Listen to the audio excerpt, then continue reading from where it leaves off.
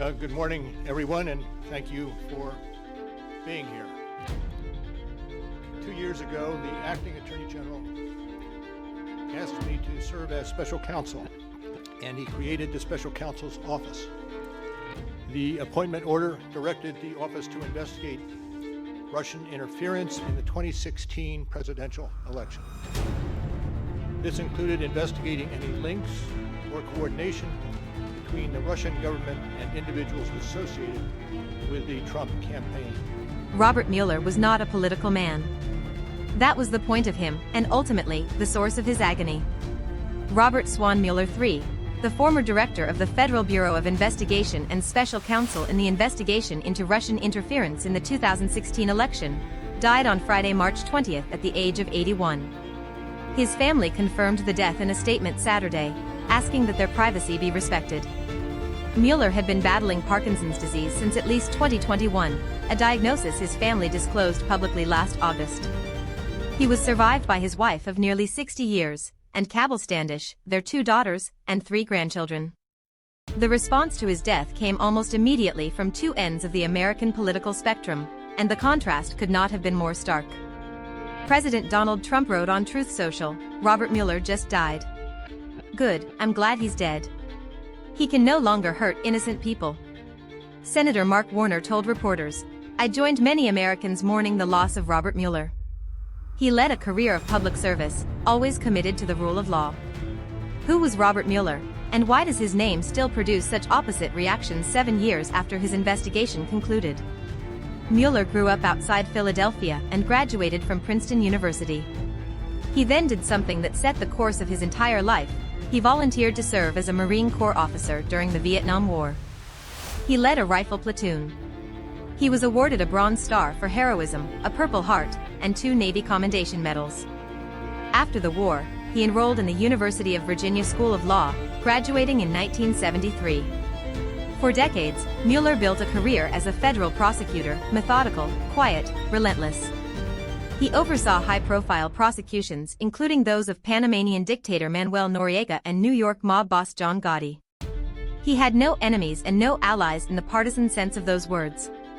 He was a registered who was suffering from Parkinson's disease in the last year or 2, and the former FBI director and, iconic representative of the FBI, also the former special counsel into Russian interference into the 2016 presidential election, has died. That's about all we know at the moment.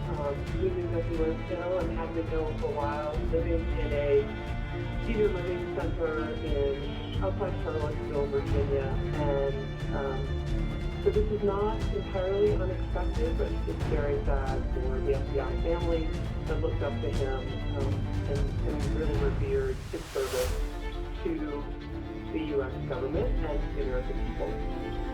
How significant? Republican who served under presidents of both parties without controversy.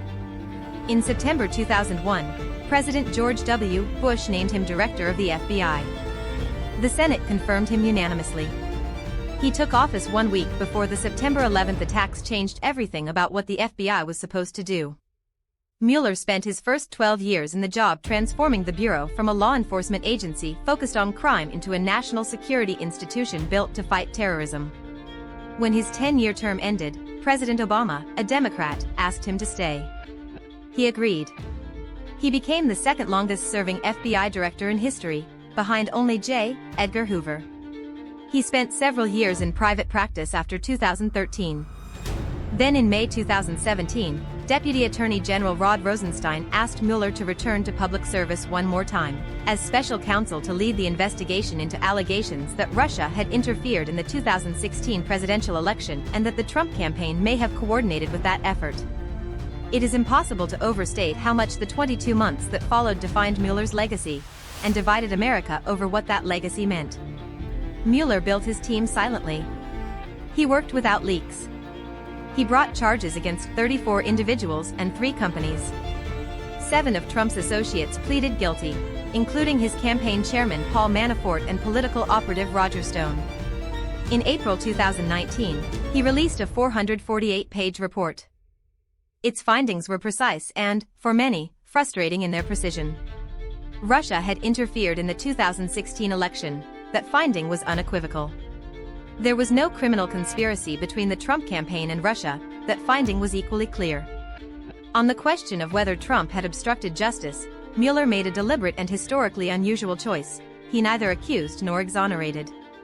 He wrote, in some of the most quoted words of the era, that if his team had confidence after thorough investigation that the president clearly did not commit obstruction of justice, they would have said so, and they were unable to reach that judgment.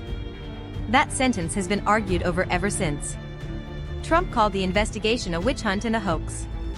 His critics called the report a roadmap for impeachment that Congress failed to follow. Mueller himself, when he finally testified before Congress in July 2019, offered almost nothing beyond what was already in the document. He was, to the end, a man who let the work speak.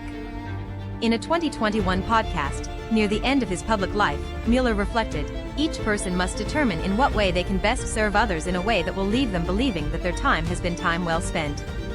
He spent a decade rebuilding the FBI after the worst terrorist attack in American history.